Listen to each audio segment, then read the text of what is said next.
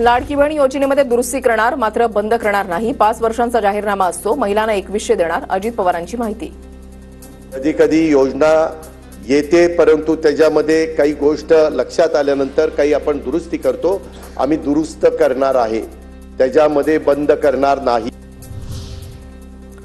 मंत्री जयकुमार गोरेंच्या विरोधात आमदार रोहित पवारांकडून हक्कभंग प्रस्ताव. अधिवेशनादरम्यान सभागृहाला खोटी माहिती देत दिशाभूल केल्याचा आरोप.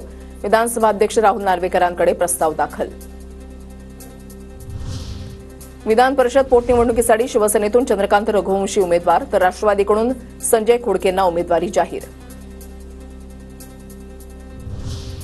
प्रदूषण रोखण्यासाठी राज्य सरकार टास्क फोर्स स्थापन करणार. पर्यावरण मंत्री पंकजा मुंडेंची विधान परिषदेमध्ये घोषणा.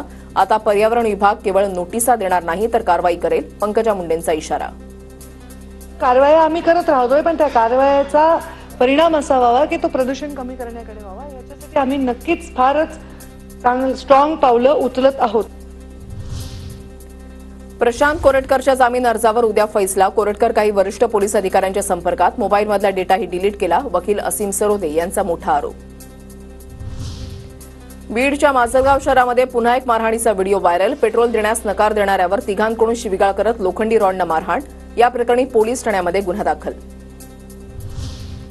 बीडमध्ये 26 पोलीस कर्मचारी आरोपी वाल्मिक कराडच्या जवळचे. तृप्ती देसाईंकडून लेखी पुरावे आणि पेनड्राईव्ह पोलीस अधीक्षकांकडे सादर. गुन्हेगारांना लपवण्याचं काम करणाऱ्यांना तातडीनं जिल्ह्याच्या बाहेर काढा, देसाईंची मागणी. ठाणे महापालिकेमध्ये 337 कोटींचा भ्रष्टाचार. तत्कालीन आयुक्तांची सखोल चौकशी करावी. आनंद परांजपे यांची मुख्यमंत्र्यांकडे मागणी.